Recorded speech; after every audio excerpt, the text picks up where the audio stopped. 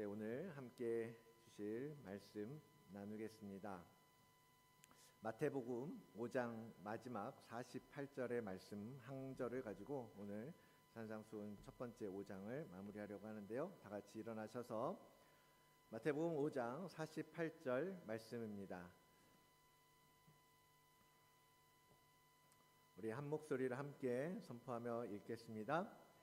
그러므로 하늘에 계신 너희 아버지의 온전하심과 같이 너희도 온전하라. 아멘. 자리에 앉으시겠습니다. 기도하겠습니다. 하나님, 감사합니다. 죽을 수밖에 없는 저희들을 위하여 친히 이 땅에 오셔서 살이 찢기시며 피를 흘리시며 모욕과 수치 가운데 우리를 부활의 생명으로 인도하여 주신 것 너무나 감사를 드립니다. 오늘도 주님, 그 주님의 말씀을 새겨 넣기를 원합니다. 귀를 열어 듣게 하시고 마음을 열어 그 말씀의 씨앗이 심기도록 우리의 생각과 마음을 주장하여 주시옵소서. 시간 우리 가운데 오셔서 영광 받으시며 우리로 주의 백성 된 삶을 살아가도록 결단하는 거룩한 예배되게 하여 주시옵소서. 감사하며 예수 그리스도의 이름으로 기도드립니다. 아멘. 네, 우리 말씀 시작하면서 먼저 옆에 분들과 함께 인사 나누겠습니다. 우리 어제도 보고 오늘도 보고 날마다 우리 서로 가족, 영적인 가족, 한 공동체로서 서로 사랑하며 살아가는 우리 모두가 되기를 원합니다. 샬롬, 하나님의 평강이 함께 하시기를 축복합니다. 네, 그동안 우리가 마태복음 5장을 쭉 계속해서 보아왔습니다. 그리고 이제 오늘 마지막 절 48절을 다시 한번 가지고 생각해 보려고 하는데요. 물론 산상수훈을 우리가 흔히 이야기할 때는 5장과 6장, 7장까지를 봅니다. 근데 이제 오늘 5장을 마무리하는 건 뭐냐면 이제 5장에서 예수님께서 말씀하셨던 것은 구약의 율법에 대한 해석이었잖아요. 그렇죠? 그래서 제자들과 바리새인들을 향하여서 이스라엘 유대인들을 향하여서 그 너희가 들었던 율법, 너희가 지금까지 알고 배웠던 그 율법들에 대해서, 그래서 그 율법의 말씀 그대로 그 글자 그대로 열심히 지키면서 스스로 의롭다라고 자랑했던 그 율법의 부분들을 이제 주님께서 그 참 의미를 설명해 주셨던 거예요. 원래 하나님께서 너희에게 이 명령을 주셨던 의도는, 그 의미는 이러이런 것이야 라고 설명해 주셨던 거죠. 이제 그리고서 그 마지막 부분에서 이제 오늘 이 구절로 이제 말씀을 맺게 되는데요. 우리는 그동안 여러 주에 걸쳐서 이 율법, 구약의 율법이 우리의 삶 속에서 어떤 의미인지 주님의 설명, 주님의 풀어주신 설명을 통해서 제자가 가야 할 길, 우리가 신경 써야 할 것들은 우리의 삶의 모습이지만 그보다 더 먼저 우리의 마음의 부분에 대해서 생각하고 살아야 되는구나 라는 것을 여러분 여러 주에 걸쳐서 이 예배를 통하여 분명하게 깨닫게 되셨으리라 믿습니다.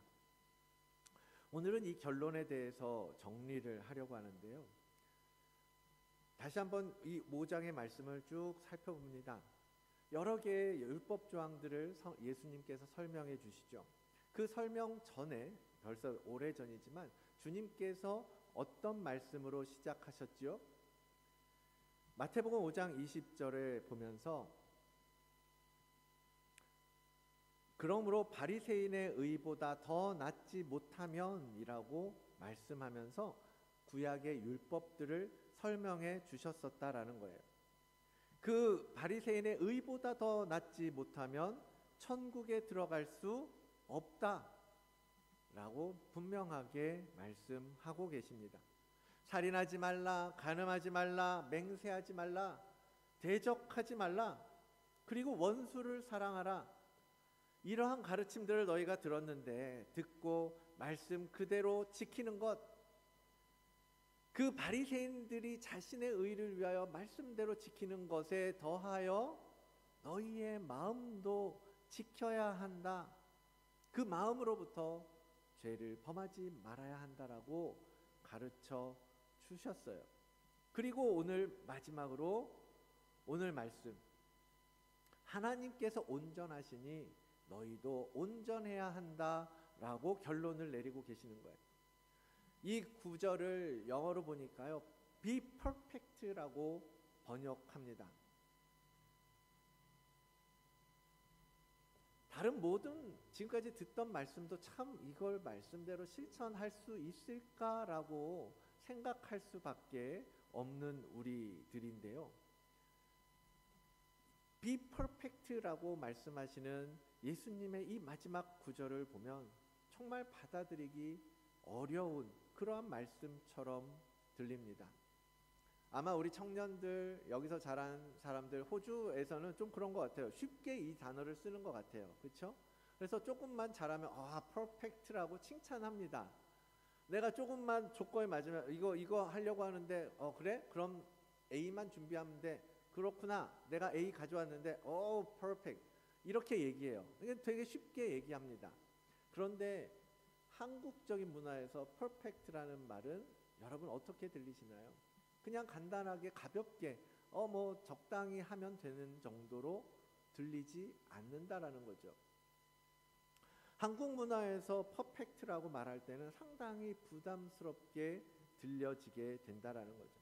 마치 완벽해야 된다. 한치도 오착 없이 먼지 한 톨도 없는 상태를 우리는 상상하게 됩니다. 그래서 10점 만점에 10점 받고 100점 만점에 100점 받아야 우리는 퍼펙트라고 얘기해요. 한 개만 틀려도 이거 왜 틀렸어? 아깝게 퍼펙트 못했네 라고 이야기하잖아요. 만약 우리의 신앙에 있어서 이런 퍼펙션을 우리에게 요구한다면 아마 오늘날 한국의 교회들은 남아있지 않을지도 모르겠어요. 너무너무 부담스러운 이야기거든요. 왜요? 우리는 우리 자신을 잘 알잖아요. 우리는 퍼펙트 할 수 없는 존재이기 때문이지요. 바리새인들처럼 율법을 철저하게 지킬 수도 없는 존재일 뿐만 아니라 예수님께서 거기서 더 나아가 네 마음에서부터 너 자신을 지켜라 라고 하셨을 때 우리는 우리의 마음을 자신하지 못하잖아요. 내가 이 약속을 지킬 수 있을까? 내가 이 맹세를 지킬 수 있을까? 내가 저 사람을 정말 마음속으로부터 욕하지 않고 이 분노를 사귈 수 있을까? 내가 이 악한 감정들을 내가 다스릴 수 있을까? 자신 없단 말이에요.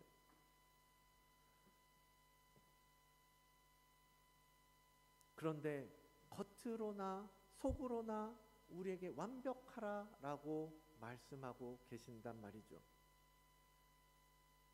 우리 사람들 중에 의롭다 할 사람이 하나도 없다, 죄 없다 할 사람이, 죄 아래 있지 않은 사람이 아무도 없다라고 성경은 말씀하고 계시는데, 그런데도 그러한 우리들을 향하여 이런 완벽함을 말씀하고 계시니 이 말씀을 우리가 듣고 어떻게 이 말씀대로 살 것인가 참으로 난감하지 않을 수가 없는 거죠. 그렇다고 우리가 이 말씀을 무시하고 살 수 있습니까? 하나님께서 우리에게 온전하라고 말씀하시는데 그걸 무시하고 살 수는 없잖아요. 어떤 분들은 그렇게 반응하기도 합니다. 하나님께서 나를 이렇게 창조하셨어. 나는 어쩔 수가 없는 존재야. 내가 여기서 더 어떻게 하겠어? 라고 얘기합니다. 하나님께서 이런 연약한 자로 창조하셨으니 이게 나의 최선이다 라고 변명합니다. 그러한 변명 속에 우리가 그러면 그 부족한 대로, 연약한 대로 하면서 살던 대로 죄 짓고 여전히 죄 가운데 살면서 그렇게 살아도 괜찮겠냐라는 거죠. 오히려 주님께서 우리에게 강조하시는 건 뭐냐면요, 외식하는 서기관들과 바리새인들이여 율법에 더 중한 바 정의와 긍휼과 믿음은 버렸도다. 그러나 주님이 말씀하세요. 이것도 지켜야 되고 저것도 버릴 수 없다라고 말입니다. 겉으로도 완벽해야 되고 내적으로도 완벽해야 된다라고 분명하게 말씀하고 계신단 말이죠. 우리의 마음과 뜻과 우리의 모든 행실, 모든 면에서 우리는 아버지 하나님의 온전하심을 따라가야 하는데 여러분 어떻게 우리가 그 온전함을 이룰 수 있을까요? 주님께서 왜 우리에게 이렇게 어려운 과제를 말씀하고 계시는가? 오늘 이 말씀을 통하여서 그 의도를 함께 생각해 보려고 합니다. 먼저 주님께서 온전하다라고 말씀하실 때 이 온전하다라는 그 원어가 가지고 있는 의미를 살펴봐야겠는데요. 헬라어로 텔레이오스라는 단어입니다. 이 단어는 영어로는 대부분 퍼펙트라고 번역을 하고 있습니다. 우리가 느끼는 퍼펙트하고 그런데 조금은 달라요. 하나님께서 우리에게 퍼펙트라고 얘기하실 때는 우리의 완벽주의를 요구하는 것이 아니라는 겁니다. 이 단어의 핵심에는 100점 만점에 100점을 받아야 하는 완벽함의 포인트가 있는 게 아니에요. 단어에 사용되는 모습들을 보면요, 이 단어가 여러 군데에서 쓰이는데 목적을 달성하는 것, 완성하는 것, 성취하는 것, 또 사람에 대해서는 장성함에 이르는 것, 성숙해지는 것, 이럴 때 사용하는 단어라는 거예요. 그래서 학생들이 예를 들면 학습 과정을 마치고 고등학교를 졸업하게 되는 것, 졸업하게 되는 상태, 가야 할 길을 다 마치고 완성해서 졸업장을 받는 그런 때, 열매가 충분히 익어서 가장 최상의 상태가 되는 것, 건축이 처음 시작해서 설계부터 도면부터 공사, 모든 공사를 다 마치고 완성되는 상태, 그런 것들을 설명할 때 이 단어를 사용할 수 있다라는 거죠. 그러니까 그 단어의 본래의 의미는 뭐냐면 우리가 어떤 목적, 프로젝트를 향하면서 어떤 목적을 두고 하잖아요. 그 목적을 향해서 제대로 된 방향을 잡고 따라가면서 스텝 바이 스텝 가면서 완성된 상태를 만들어내는 것, 그것을 온전함이라고 말한다라는 거예요. 그래서 주님께서 오늘 우리에게 하나님의 온전하심과 같이 너희도 온전하라라고 하실 때 이 말씀의 의도는 뭐냐면요, 하나님께서 인간을 창조하신 원래의 목적이 있잖아요. 태초에 사람을 지으실 때 하나님께서 품으셨던 계획이 있단 말이에요. 뜻이 있고 이 인간들을 통해서 이루려고 하시려고 하는 목적이 있었단 말이죠. 그 계획하신 최종적인 목적을 이루는 상태를 주님은 우리에게 말씀하고 계신다라는 겁니다. 그래서 너희가 원래 그랬던 하나님께서 너희의 삶을 통해서 너희 인생을 통해서 이루시려고 하는 그 목적, 우리 한 사람 한 사람을 통해서 하시려고 하는 그 일들을 이루어가라 라고 하는 것을 지금 주님은 우리에게 온전하라라고 말씀하시고 계시는 겁니다. 그러니까 하나님께서 우리에게 요구하시는 온전함, 이 퍼펙트의 핵심은 뭐냐? 원래 하나님께서 보시기에 좋았더라라고 기뻐하셨던 그 태초의 상태, 하나님의 영이 충만하고 하나님께서 계획하셨던 그 창조의 목적을 이루어가고 있는 그 상태로의 회복, 그 상태로의 성취를 요청하고 계시는 것입니다. 그래서 우리 안에 심어둔 하나님의 형상, 하나님의 호흡, 생기, 그 생기가 다시 힘차게 박동하고 그 형상을 밝히 드러나는 상태를 우리에게 만들어야 한다라고 가르쳐주고 계시는 거거든요. 예수 그리스도께서는 바로 그 일을 성취하기 위해서 이 땅에 오셨던 것입니다. 우리는 주님을 통해서 우리의 온전함, 하나님의 원래의 목적대로 회복될 수 있습니다. 주님께서 하나님의 완전하신 그 완벽한 신의 모습을 우리에게 기대하는 건 아니에요. 우린 결코 신의 영역으로 들어갈 수 없죠. 어떻게 우리가 감히 하나님과 비교하여 그분의 온전하심과 똑같이 될 수 있겠습니까? 다만 하나님께서 창조 때 우리 한 사람 한 사람에게 부여하셨던 하나님의 그 형상, 그러니까 우리가 복음 안에서 그 형상을 회복해야 한다라는 것을 주님께서는 말씀하고 계시는 것입니다. 두 번째로 주님께서 우리에게 이 말씀을 통하여 요청하는 것은 뭐냐면요, 우리 자신의 무능함을 깨달으라는 거예요. 이 말씀을 받으면서 처음 설명드렸던 것처럼, 말씀 꺼냈던 것처럼 우리는 어떤 생각을 먼저 합니까? 불만이 올라올 거야. 아니, 어떻게 우리가 하나님같이 완벽할 수가 있냐고, 어떻게 우리가 하나님처럼 온전할 수가 있냐고, 그런 생각이 먼저 들 겁니다. 우리가 무슨 노력을 한다고 해서 완전한 삶을 살 수 있겠습니까? 말도 안 되죠. 그런데 주님께서 노리시는 것이 바로 그거라는 거예요. 우리의 무능함.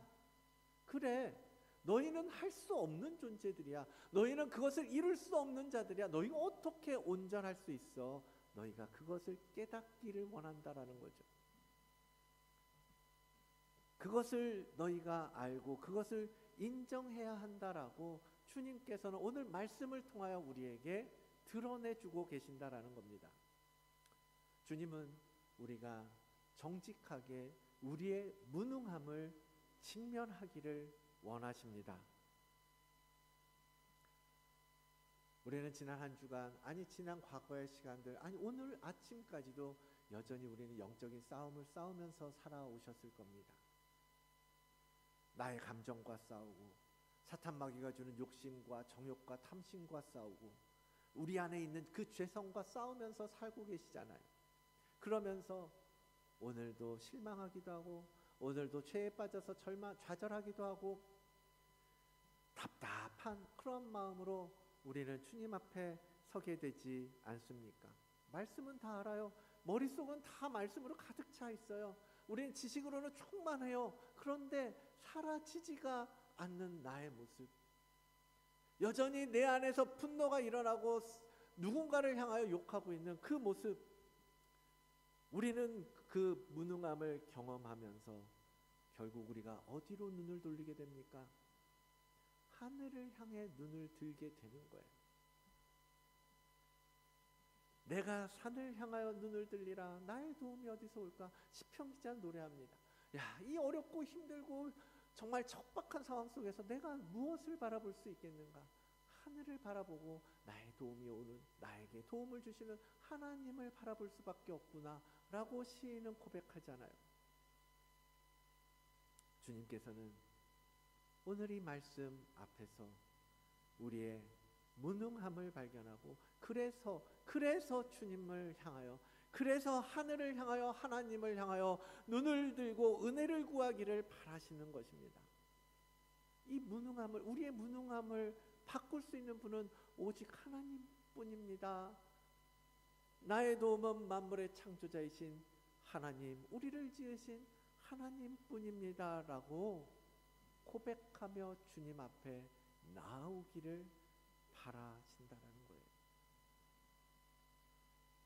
우리에게 불가능해 보이는 이 온전함을 요구하시는 것은 이와 같이 우리의 무능함을 깨닫게 하시기 위함이면서 동시에 하나님의 전능하심을 의지하게 하는 주님의 은혜로의 초청이었다라는 것입니다.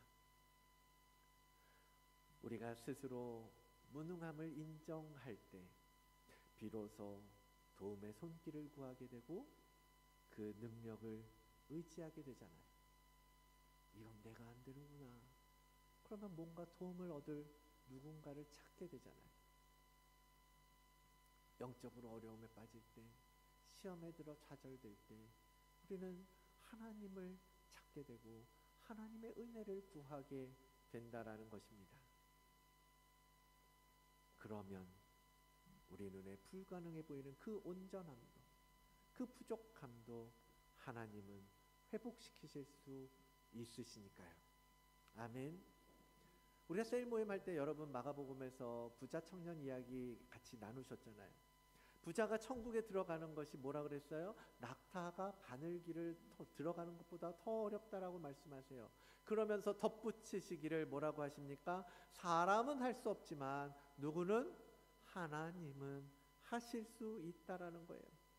하나님은 모든 것이 가능한 분이라는 것입니다. Everything, all things possible이라는 거예요. 하나님에게는 불가능이 없다라는 겁니다. 그 하나님께서 우리에게 은혜를 부어주시고 그 은혜로 덮어주신다면 우리 같은 죄인도 의롭다, 온전하다 인정받을 수 있게 되는 것입니다. 우리는 주님의 이 말씀 앞에서 아무리 노력해도 결코 이룰 수 없는 우리의 타락한 본성을 정직하게 고백하고 주님의 그 덮으시는 은혜를 구해야 할 것입니다. 성경에서 그러한 은혜를 입고 완전한 자로 인정받는 몇몇 인물들이 있죠. 우리가 잘 아는 노아가 그런 사람이었습니다. 창세기 6장 8절 9절에 이렇게 적습니다. 그러나 노아는 여호와께 은혜를 입었더라. 이것이 노아의 조건이라. 노아는 의인이요 당대의 완전한 자라. 그는 하나님과 동행하였다. 아담이 타락했어요. 세상은 점점 더 악해지고 죄악이 가득하게 됩니다. 그러한 세상을 향하여 하나님께서 한탄하십니다. 그리고 이거 다 밀어버려야겠다라고 생각하세요. 다시 만들고 싶어 하셨어요. 그래서 홍수의 심판이 있게 되잖아요. 작정하시죠. 그런데 한 사람 노아와 그의 가족만큼은 이 홍수의 심판에서 건져 주십니다. 왜요? 그에게 은혜를 주셨다라는 거예요. 여러분, 노아라고 해서 완벽한 사람이었습니까? 우리가 잘 아는 것처럼 홍수 지나고 이제 노아의 가족들밖에 없을 때 그는 여전히 술에 취하여 실수하던 인물이었어요. 우리와 똑같은 죄인 가운데 한 사람이었다라는 거죠. 물론 하나님께서 노아와 그 집을 택하신 특별한 하나님의 이유가 있겠죠. 하나님의 주권적인 택하심의 이유를 우리가 다 알 수는 없습니다. 그러나 성경에서 우리가 볼 수 있는 것은 분명한 건 뭐예요? 노아라고 해서 그가 특별하게 택함 받을 만한 은혜를 받을 만한 사람이었다라는 사실은 드러나지 않고 있어요. 하나님께서 홍수를 통하여 심판하려고 하는 것이 6장에 나오잖아요. 그런데 그 심판해야겠다라고 하면서 노아에 대해서 처음 언급되는 것이 노아의 이야기를 시작하는 첫 마디가 그는 은혜를 입은 자였다라는 거예요. 그리고 완전한 자로 불리우게 되었다라는 거죠. 이 말씀을 준비하면서 노아의 이야기를 다시 정리를 하는데요. 이 말씀으로 그가 은혜를 입었다라고 시작하잖아요. 그리고서 그 이후에 은혜를 입은 노아에 대해서 묘사되어진 것이 이렇습니다. 앞서 읽었던 것처럼 그는 의인이요 완전한 자라. 그가 하나님과 동행하였다. 은혜를 입고 나니까 이제 의롭다 여김을 받고 비로소 완전한 자라고 인정받게 되는 겁니다. 그리고 그와 하나님께서는 통행하기 시작하죠. 그리고 그에게 명령하시고 말씀해 주시고 그와 소통하시면서 하나님의 섭리를 성취하는 도구로 노아를 사용하십니다. 그래서 그에게 방주를 만들게 하시는 거예요. 그런 노아는 하나님의 은혜를 입고 하나님과 교제하는 가운데 하나님께서 자기에게 명하신 대로 다 준행해 왔던 것을 봅니다. 그러한 노아는 하나님의 심판을 건너 새 언약의 시대를 열게 되죠. 은혜를 입고 나니까 하나님의 말씀대로 사라지게 되었다라는 거예요. 무려 100년 넘는 시간 동안 아무도 관심 없어하는 그 어마어마한 배를 그는 만들어요. 다른 무엇에 시선을 빼앗기지 않습니다. 마음을 빼앗기지 않습니다. 그저 하나님과 동행하며 하나님께서 말씀하신 대로 준행하며 묵묵히 배를 완성한 것입니다. 은혜를 입고 되니 놀라운 인생을 살게 되잖아요. 세상은 정말 죄가 넘쳐나고 도저히 참아줄 수 없는 상황이었지만 노아만큼은 방주에 들어가게 되잖아요. 이 방주가 무엇을 의미합니까? 예수 그리스도를 상징하잖아요. 예수 그리스도 안에 들어가 심판을 면하는 은혜를 누리게 되지 않습니까? 그리고 후대에 완전한 자라고 칭함을 받게 되잖아요. 은혜를 입게 되면 이러한 일들이 가능해진다라는 거예요. 사랑하는 성도 여러분, 노아는 그냥 노인 중에 한 사람이에요. 500살 된 노인이에요. 그런데 은혜를 입으면서 그는 완전한 자로 설 수 있게 됩니다. 물론 그 후에도 또 인간적인 실수를 합니다. 여전히 불완전해요. 그럼에도 불구하고 그는 구원받아 언약의 백성으로 살며 새로운 세상을 열어가는 씨족으로 살게 되잖아요.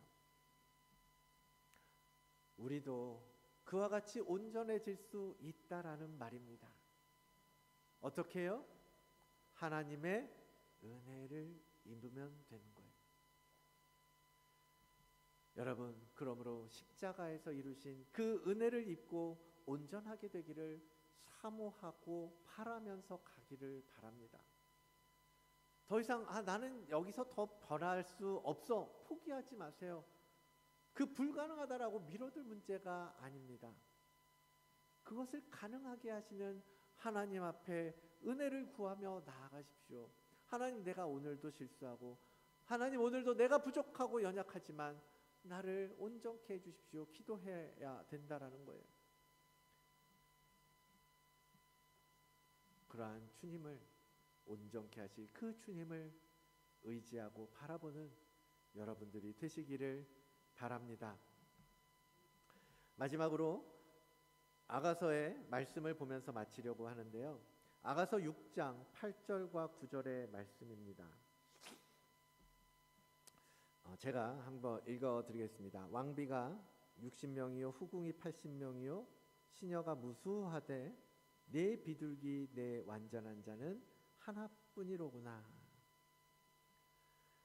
그는 그의 어머니의 뱃딸이요 그 낳은 자가 귀중하게 여기는 자로구나. 여자들이 그를 보고 복된 자라고 왕비와 후궁들도 그를 칭찬하는구나. 아가서는 솔로몬 왕과 술람미 여인의 사랑을 적은 시가서예요. 그렇죠? 외형적으로는 이 두 사람이 깊은 사랑에 빠진 이야기입니다. 그런데 영적으로는 뭐예요? 신랑이신 예수 그리스도와 신부된 우리 성도들, 이 땅의 교회들, 예수 그리스도와 교회의 사랑의 관계를 보여주는 말씀이 아가서입니다. 솔로몬에게는 지금 말씀처럼 수십 명의 왕비와 후궁과 시녀들이 이미 넘치도록 있었어요. 얼마나 많은 여자가 있었는지 모릅니다. 그런데 그 많은 여인들보다 이 한 여인을 향해서 나의 비둘기, 나의 완전한 자라고 부르고 있는 겁니다. 그렇다고 해서 이 술람미 여인이 정말 클레오파트라처럼 당대의 정말 최고의 미녀였던 것도 아니에요. 그녀는 그저 뜨거운 햇빛 아래서 검게 그을린 피부빛을 가진 게달의 장막이라고 얘기합니다. 게달의 장막은 뭐냐면 유목민들이 뜨거운 사막에서 검은 염소 털로 짠 장막을 얘기하는 거예요. 그냥 임시 방편처럼 그냥 자기들이 가지고 있는 것들을 평범하게 사용해서 화려하지도 않고 평범하지도 않고 뭐 아름다운 장식도 없는 그걸 게달의 장막이라고 얘기해요. 솔로몬의 왕궁과는 비교되어지는 것이죠. 자신을 그렇게 표현하거든요. 게달의 장막과 같은 그저 그냥 그러한 평범한 여인이라고요. 그런데 그 여인을 향하여서 솔로몬은 완전한 자라고 부르고 있는 겁니다. 왜요? 사랑하니까요. 사랑하니까요. 그 여인을 너무너무 사랑하니까 다른 그 많은 여자들이 있어도 그냥 다른 많은 사람들 중에 한 사람이 아니라 완전한 자는 너 하나뿐이구나 라고 고백하고 있는 거예요. 사랑하는 사이에 이런 사랑의 고백 여러분 들으셨죠? 나뿐 당신뿐이야. 내가 사랑하는 사람, 내게 완벽한 사람은 당신뿐이야. 그런 고백 들을 때 얼마나 기분이 좋습니까? 얼마나 가슴이 벅찹니까? 감격스럽잖아요. 사랑을 받는다라는 게 얼마나 큰 기쁨입니까? 주님께서 먼저 우리 한 사람 한 사람을 그렇게 사랑해 주셨다라는 거예요. 그리고 완전한 자라고 인정해 주십니다. 나에게는 너뿐이구나. 너의 어떠함은 지금 나한테 중요하지 않아. 내가 널 사랑하고 있기 때문에, 내가 널 완전하게 빚어갈 수 있기 때문에 지금 내가 얼마나 의롭고 얼마나 아름다운가 아니 필요 없어. 사랑하는 성도 여러분, 우리가 그러한 주님의 사랑을 받고 있음을 믿으시기를 바랍니다. 그런 은혜 가운데 살고 있는 자들이라는 것을 여러분 기억하며 사시기를 바라요. 우리는 온전하지 않죠. 우리는 화려하지도 않습니다. 내 모습 있는 그대로 보여드릴 것도 없고 내어드릴 것도 없어요. 그러나 그런 저희에게 은혜를 입혀주시고 사랑해 주시는 그 주님의 손을 붙잡으시기를 바랍니다. 주님께서 우리를 빚어가실 수 있도록, 그래서 창조 때의 원형을 회복하고 주님의 형상을 닮아갈 수 있도록 그렇게 맡겨드리는 겁니다. 그것이 주님께서 오늘 이 산상수훈 5장의 말씀을 정리하면서 우리에게 주시는 말씀의 본 뜻이라는 겁니다. 우리가 온전할 수 있는 존재라서 우리에게 온전하라고 말씀하시는 것이 아니라 내가 너를 사랑하고 내가 너에게 은혜를 입히고 내가 너를 인도하고 보호하여 줄 것이기 때문에, 그래서 너는 나를 통하여 온전해질 수 있다라고 우리에게 말씀하고 계시는 것입니다. 이번 한 주간 주님께서 주시는 그 은혜를 더 깊이 사모하며 주님을 의지하는 그러한 연습을 여러분 실천해 보시기를 바랍니다. 나쁜 마음이 올라오죠. 앞에 봤던 이야기들 쭉 있잖아요. 내 안에서 나쁜 감정이 올라와요. 나쁜 마음이 올라옵니다. 나의 옛 모습이 튀어 올라오기도 합니다. 그럴 때 우리가 어떻게 하겠습니까? 주님, 내가 이래요. 내가 이렇게 연약하고 내가 이렇게 무너집니다. 그럼에도 불구하고 주님, 나를 붙잡아 주시고 나를 온전케 하여 주십시오. 내 안에 그 주님의 마음을 갖게 해 주십시오. 기도하는 거예요. 기도하고 바라보고 하늘을 올려다보는 겁니다. 정말 여러분 살면서 문제 있을 때 그냥 땅만 보면요 답답해요. 그런데 하늘을 보고 하나님의 창조 세계를 보고 바다의 먼 바다를 바라보면 우리의 마음이 평안해지지 않습니까? 왜? 그리고 기도하게 돼요. 그래도 하나님께서 여기까지 오게 하신 은혜가 있는데, 그래도 하나님께서 앞으로도 걸어갈 수 있는 힘 주시고 은혜 주실 것을 믿는데, 그러한 믿음으로 하늘을 보시는 겁니다. 그리고 주님께서 나의 생각을 이끌어 가시도록 내 힘을 빼보시는 거예요. 빌립보서 1장에 이렇게 말씀하십니다. 너희 안에서 착한 일을 시작하신 이가 그리스도 예수의 날까지 이루실 줄을 우리는 확신하노라. 우리 함께 한번 같은 목소리로 한 목소리로 함께 선포해 볼까요? 시작. 너희 안에서 착한 일을 시작하신 이가 그리스도 예수의 날까지 이루실 줄을 우리는 확신하노라. 아멘. 이 약속의 말씀을 붙드는 한 주가 되시기를 원합니다. 주님께서 반드시 이루시겠다라는 거예요. 내가 너희를 끝까지 붙들고 온전함에 이르게 하겠다라고 약속하고 계시는 겁니다.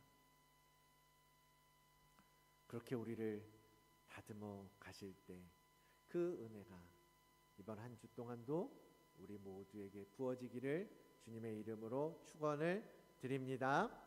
우리 시간에 함께 찬양하면서 나아가기를 원합니다. 주님 원합니다. 아멘. 그렇습니다. 주님 그렇게 약속하심을 믿고 우리는 또 나아갈 것입니다. 주님 그 온전함, 그 하나님의 사랑을 받기에 합당한 그러한 삶을 살아가는 우리 모두가 되게 하여 주시옵소서. 더 은혜를 부어주시고 더 그리스도 안에서 충만한 아버지 하나님의 거룩함으로 나아가는 저희들 되게 인도하여 주시옵소서. 말씀 기억하며 오늘도 한 주간 동안 나아가 그 주님의 길을 따라가는 모든 성도들 되게 하실 것을 믿사오며 예수 그리스도의 이름으로 기도드립니다. 아멘. 우리 함께 일어나서 파송 찬양하겠습니다.